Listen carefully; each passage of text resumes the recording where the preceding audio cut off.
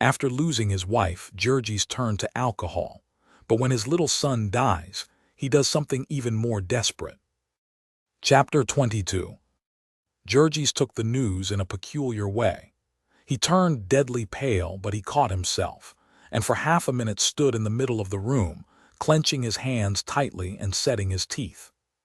Then he pushed Annie aside and strode into the next room and climbed the ladder. In the corner was a blanket with a form half showing beneath it, and beside it lay Elzbieta, whether crying or in a faint, Jurgis could not tell. Marija was pacing the room, screaming and wringing her hands. He clenched his hands tighter yet, and his voice was hard as he spoke. "How did it happen?" he asked. Marija scarcely heard him in her agony. He repeated the question, louder and yet more harshly. "He fell off the sidewalk," she wailed. The sidewalk in front of the house was a platform made of half-rotten boards, about 5 feet above the level of the sunken street. "How did he come to be there?" he demanded. He went out to play," Marija sobbed, her voice choking her. "We couldn't make him stay in. He must have got caught in the mud." "Are you sure that he is dead?" he demanded. Aye, she wailed. "Yes, we had the doctor." Then Jurgis stood a few seconds, wavering. He did not shed a tear. He took one glance more at the blanket with the little form beneath it, and then turned suddenly to the ladder and climbed down again. A silence fell once more in the room as he entered. He went straight to the door, passed out, and started down the street.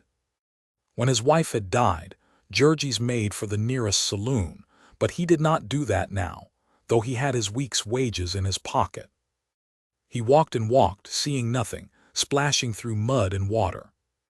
Later on he sat down upon a step and hid his face in his hands, and for half an hour or so he did not move.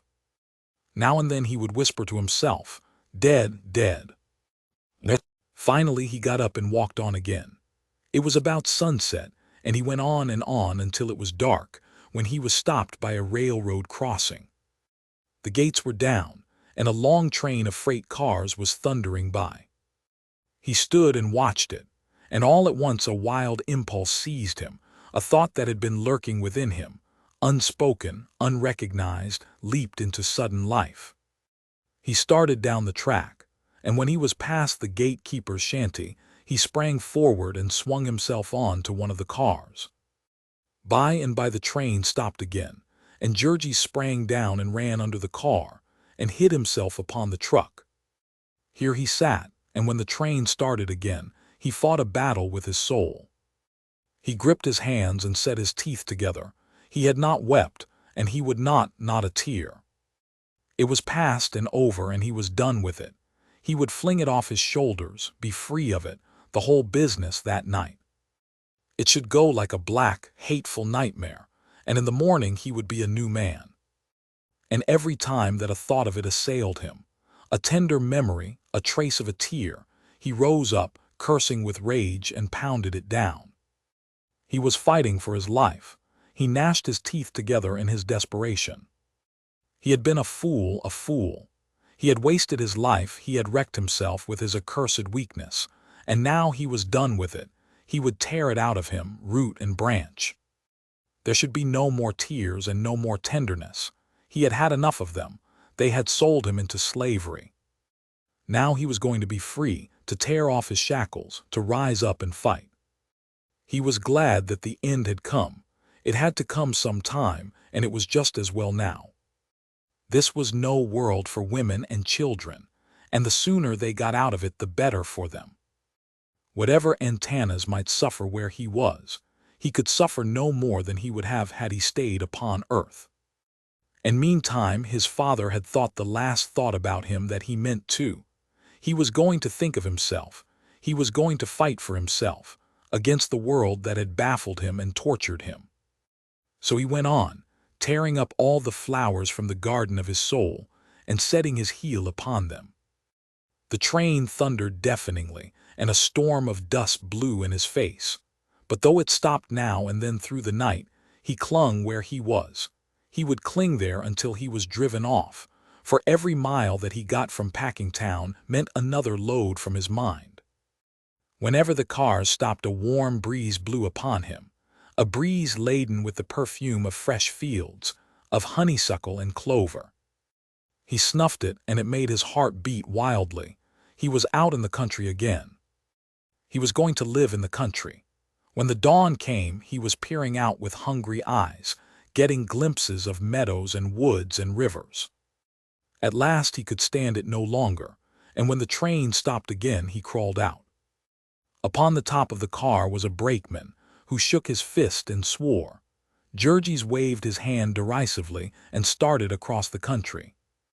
Only think that he had been a countryman all his life, and for 3 long years he had never seen a country sight nor heard a country sound. Excepting for that one walk when he left jail, when he was too much worried to notice anything, and for a few times that he had rested in the city parks in the winter time when he was out of work, he had literally never seen a tree. And now he felt like a bird lifted up and borne away upon a gale. He stopped and stared at each new sight of wonder, at a herd of cows, and a meadow full of daisies, at hedgerows set thick with June roses, at little birds singing in the trees. Then he came to a farmhouse, and after getting himself a stick for protection, he approached it. The farmer was greasing a wagon in front of the barn, and Jurgis went to him. "I would like to get some breakfast, please," he said. "Do you want to work?" said the farmer. "No," said Jurgis, "I don't." "Then you can't get anything here," snapped the other. "I'm gonna pay for it," said Jurgis. "Oh," said the farmer, and then added sarcastically, "we don't serve breakfast after 7 a.m. "I am very hungry," said Jurgis gravely. "I would like to buy some food." "Ask the woman," said the farmer, nodding over his shoulder. The woman was more tractable, and for a dime Jurgis secured 2 thick sandwiches and a piece of pie and 2 apples. He walked off eating the pie, as the least convenient thing to carry. In a few minutes he came to a stream, and he climbed a fence and walked down the bank, along a woodland path. By and by he found a comfortable spot, and there he devoured his meal, slaking his thirst at the stream. Then he lay for hours, just gazing and drinking in joy, until at last he felt sleepy and lay down in the shade of a bush. When he awoke, the sun was shining hot in his face. He sat up and stretched his arms, and then gazed at the water sliding by. There was a deep pool, sheltered and silent, below him, and a sudden wonderful idea rushed upon him. He might have a bath. The water was free, and he might get into it, all the way into it. It would be the first time that he had been all the way into the water since he left Lithuania. When Jurgis had first come to the stockyards, he had been as clean as any working man could well be. But later on, what with sickness and cold and hunger and discouragement, and the filthiness of his work and the vermin in his home, he had given up washing in winter, and in summer only as much of him as would go into a basin. He had had a shower bath in jail, but nothing since, and now he would have a swim. The water was warm, and he splashed about like a very boy in his glee. Afterward he sat down in the water near the bank, and proceeded to scrub himself, soberly and methodically, scouring every inch of him with sand. While he was doing it, he would do it thoroughly, and see how it felt to be clean. He even scrubbed his head with sand, and combed what the men called crumbs out of his long black hair, holding his head under water as long as he could, to see if he could not kill them all. Then, seeing that the sun was still hot, he took his clothes from the bank and proceeded to wash them, piece by piece. As the dirt and grease went floating off downstream, he grunted with satisfaction and soused the clothes again, venturing even to dream that he might get rid of the fertilizer. He hung them all up, and while they were drying he lay down in the sun and had another long sleep. They were hot and stiff as boards on top, and a little damp on the underside when he awakened, but being hungry, he put them on and set out again. He had no knife, but with some labor he broke himself a good stout club, and armed with this, he marched down the road again. Before long he came to a big farmhouse and turned up the lane that led to it. It was just supper time, and the farmer was washing his hands at the kitchen door. "Please, sir," said Jurgis, "can I have something to eat?" "I can pay," to which the farmer responded promptly, "We don't feed tramps here." "Get out." Jurgis went without a word, but as he passed round the barn he came to a freshly plowed and harrowed field in which the farmer had set out some young peach trees, and as he walked he jerked up a row of them by the roots, more than 100 trees in all, before he reached the end of the field. That was his answer, and it showed his mood. From now on he was fighting, and the man who hit him would get all that he gave, every time. Beyond the orchard Jurgis struck through a patch of woods, and then a field of winter grain, and came at last to another road. Before long he saw another farmhouse, and, as it was beginning to cloud over a little, he asked here for shelter as well as food. Seeing the farmer eyeing him dubiously, he added, "I'll be glad to sleep in the barn." "Well, I dunno," said the other. "Do you smoke?" "Sometimes," said Jurgis, "but I'll do it out of doors." When the man had assented, he inquired, "How much will it cost me?" "I haven't very much money." "I reckon about 20 cents for supper," replied the farmer. "I won't charge ye for the barn." So Jurgis went in, and sat down at the table with the farmer's wife and half a dozen children. It was a bountiful meal. There were baked beans and mashed potatoes and asparagus chopped and stewed, and a dish of strawberries and great, thick slices of bread and a pitcher of milk. Jurgis had not had such a feast since his wedding day, and he made a mighty effort to put in his 20 cents worth. They were all of them too hungry to talk, but afterward they sat upon the steps and smoked, and the farmer questioned his guest. When Jurgis had explained that he was a working man from Chicago, and that he did not know just whither he was bound, the other said, "Why don't you stay here and work for me?" "I'm not looking for work just now," Jurgis answered. "I'll pay ye good," said the other, eyeing his big form. $1 a day and board ye. Help's terrible scarce round here." "Is that winter as well as summer?" Jurgis demanded quickly. No," said the farmer. "I couldn't keep ye after November. I ain't got a big enough place for that." "I see," said the other. "That's what I thought. When you get through working your horses this fall, will you turn them out in the snow?" "It ain't quite the same," the farmer answered, seeing the point.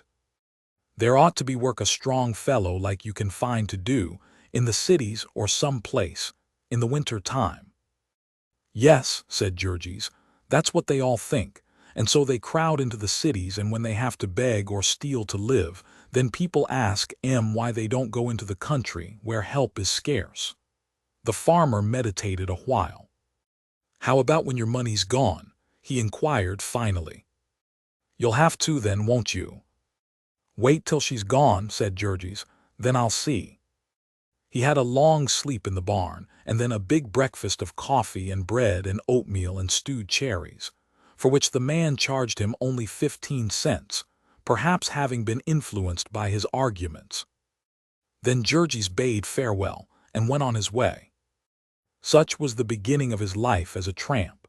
It was seldom he got as fair treatment as from this last farmer, and so as time went on he learned to shun the houses and to prefer sleeping in the fields. When it rained he would find a deserted building, if he could, and if not, he would wait until after dark and then, with his stick ready, begin a stealthy approach upon a barn. Generally he could get in before the dog got scent of him, and then he would hide in the hay and be safe until morning. If not, and the dog attacked him, he would rise up and make a retreat in battle order. Jurgis was not the mighty man he had once been, but his arms were still good, and there were few farm dogs he needed to hit more than once. Before long there came raspberries and then blackberries to help him save his money, and there were apples in the orchards and potatoes in the ground. He learned to note the places and fill his pockets after dark. Twice he even managed to capture a chicken, and had a feast, once in a deserted barn and the other time in a lonely spot alongside of a stream. When all of these things failed him, he used his money carefully, but without worry, for he saw that he could earn more whenever he chose. Half an hour's chopping wood in his lively fashion was enough to bring him a meal, and when the farmer had seen him working, he would sometimes try to bribe him to stay. But Jurgis was not staying. He was a free man now, a buccaneer. The old wanderlust had got into his blood, the joy of the unbound life, the joy of seeking, of hoping without limit. There were mishaps and discomforts, but at least there was always something new, and only think what it meant to a man who for years had been penned up in one place, seeing nothing but one dreary prospect of shanties and factories, to be suddenly set loose beneath the open sky, to behold new landscapes, new places, and new people every hour. To a man whose whole life had consisted of doing one certain thing all day, until he was so exhausted that he could only lie down and sleep until the next day, and to be now his own master, working as he pleased and when he pleased, and facing a new adventure every hour. Then, too, his health came back to him, all his lost youthful vigor, his joy and power that he had mourned and forgotten. It came with a sudden rush, bewildering him, startling him. It was as if his dead childhood had come back to him, laughing and calling. What with plenty to eat and fresh air and exercise that was taken as it pleased him, he would waken from his sleep and start off not knowing what to do with his energy, stretching his arms, laughing, singing old songs of home that came back to him. Now and then, of course, he could not help but think of little Antanas, whom he should never see again, whose little voice he should never hear, and then he would have to battle with himself. Sometimes at night he would waken dreaming of Ona and stretch out his arms to her, and wet the ground with his tears. But in the morning he would get up and shake himself, and stride away again to battle with the world. He never asked where he was nor where he was going. The country was big enough, he knew, and there was no danger of his coming to the end of it. And of course he could always have company for the asking. Everywhere he went there were men living just as he lived, and whom he was welcome to join. He was a stranger at the business, but they were not clannish, and they taught him all their tricks, what towns and villages it was best to keep away from, and how to read the secret signs upon the fences, and when to beg and when to steal, and just how to do both. They laughed at his ideas of paying for anything with money or with work, for they got all they wanted without either.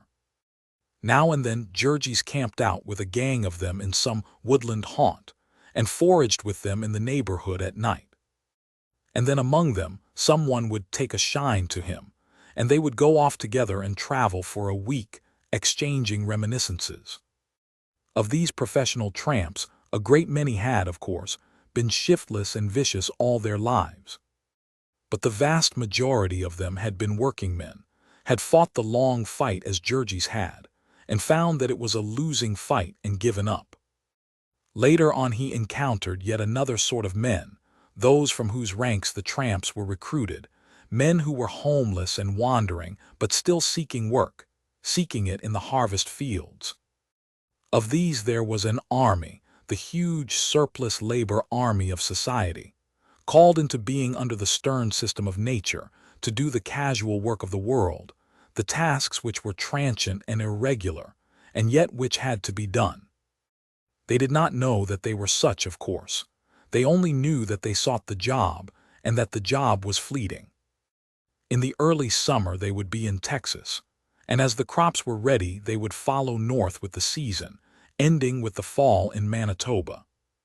Then they would seek out the big lumber camps where there was winter work, or failing in this would drift to the cities and live upon what they had managed to save, with the help of such transient work as was there, the loading and unloading of steamships and drays, the digging of ditches and the shoveling of snow.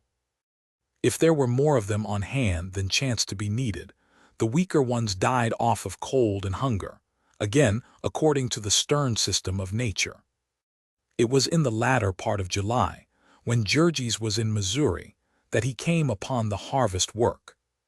Here were crops that men had worked for 3 or 4 months to prepare, and of which they would lose nearly all unless they could find others to help them for a week or two. So all over the land there was a cry for labor. Agencies were set up, and all the cities were drained of men. Even college boys were brought by the carload, and hordes of frantic farmers would hold up trains and carry off wagon loads of men by main force. Not that they did not pay them well. Any man could get $2 a day and his board, and the best men could get $2.50 or $3. The harvest fever was in the very air, and no man with any spirit in him could be in that region and not catch it. Jurgis joined a gang and worked from dawn till dark, 18 hours a day, for 2 weeks without a break. Then he had a sum of money that would have been a fortune to him in the old days of misery. But what could he do with it now? To be sure, he might have put it in a bank, and if he were fortunate, get it back again when he wanted it. But Jurgis was now a homeless man, wandering over a continent, and what did he know about banking and drafts and letters of credit? If he carried the money about with him, he would surely be robbed in the end, and so what was there for him to do but enjoy it while he could? On a Saturday night he drifted into a town with his fellows, and because it was raining and there was no other place provided for him, he went to a saloon. And there were some who treated him and whom he had to treat, and there was laughter and singing and good cheer. And then out of the rear part of the saloon a girl's face, red-cheeked and merry, smiled at Jurgis, and his heart thumped suddenly in his throat. He nodded to her, and she came and sat by him, and they had more drink, and then he went upstairs into a room with her, and the wild beast rose up within him and screamed, as it has screamed in the jungle from the dawn of time. And then because of his memories and his shame, he was glad when others joined them, men and women, and they had more drink and spent the night in wild rioting and debauchery. In the van of the surplus labor army there followed another, an army of women, they also struggling for life under the stern system of nature. Because there were rich men who sought pleasure, there had been ease and plenty for them so long as they were young and beautiful. And later on, when they were crowded out by others younger and more beautiful, they went out to follow upon the trail of the working men. Sometimes they came of themselves, and the saloon keepers shared with them, or sometimes they were handled by agencies, the same as the labor army. They were in the towns in harvest time, near the lumber camps in the winter, in the cities when the men came there. If a regiment were encamped, or a railroad or canal being made, or a great exposition getting ready, the crowd of women were on hand, living in shanties or saloons or tenement rooms, sometimes 8 or 10 of them together. In the morning Jurgis had not a cent, and he went out upon the road again. He was sick and disgusted, but after the new plan of his life he crushed his feelings down. He had made a fool of himself, but he could not help it now. All he could do was to see that it did not happen again. So he tramped on until exercise and fresh air banished his headache, and his strength and joy returned. This happened to him every time, for Jurgis was still a creature of impulse, and his pleasures had not yet become business. It would be a long time before he could be like the majority of these men of the road, who roamed until the hunger for drink and for women mastered them, and then went to work with a purpose in mind, and stopped when they had the price of a spree.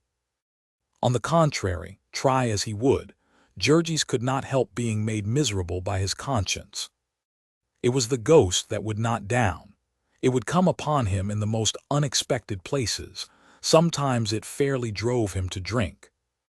One night he was caught by a thunderstorm, and he sought shelter in a little house just outside of a town.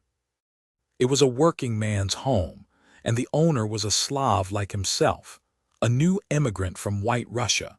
He bade Jurgis welcome in his home language and told him to come to the kitchen fire and dry himself. He had no bed for him, but there was straw in the garret, and he could make out. The man's wife was cooking the supper, and their children were playing about on the floor. Jurgis sat and exchanged thoughts with him about the old country, and the places where they had been and the work they had done. Then they ate, and afterwards sat and smoked and talked more about America and how they found it. In the middle of a sentence, however, Jurgis stopped, seeing that the woman had brought a big basin of water and was proceeding to undress her youngest baby. The rest had crawled into the closet where they slept, but the baby was to have a bath, the working man explained. The nights had begun to be chilly, and his mother, ignorant as to the climate in America, had sewed him up for the winter. Then it had turned warm again, and some kind of a rash had broken out on the child. The doctor had said she must bathe him every night, and she, foolish woman, believed him. Jurgis scarcely heard the explanation. He was watching the baby. He was about a year old, and a sturdy little fellow, with soft fat legs, and a round ball of a stomach, and eyes as black as coals. His pimples did not seem to bother him much, and he was wild with glee over the bath, kicking and squirming and chuckling with delight, pulling at his mother's face, and then at his own little toes. When she put him into the basin, he sat in the midst of it and grinned, splashing the water over himself and squealing like a little pig. He spoke in Russian, of which Jurgis knew some. He spoke it with the quaintest of baby accents, and every word of it brought back to Jurgis some word of his own dead little one, and stabbed him like a knife. He sat perfectly motionless, silent, but gripping his hands tightly, while a storm gathered in his bosom, and a flood heaped itself up behind his eyes. And in the end he could bear it no more, but buried his face in his hands and burst into tears, to the alarm and amazement of his hosts. Between the shame of this and his woe, Jurgis could not stand it, and got up and rushed out into the rain. He went on and on down the road, finally coming to a black woods, where he hid and wept as if his heart would break. Ah, what agony was that, what despair, when the tomb of memory was rent open, and the ghosts of his old life came forth to scourge him. What terror to see what he had been and now could never be, to see Ona and his child and his own dead self stretching out their arms to him, calling to him across a bottomless abyss, and to know that they were gone from him forever, and he writhing and suffocating in the mire of his own vileness. Narrated with Aura Reader. Turn your books, PDFs, and stories into natural-sounding audiobooks.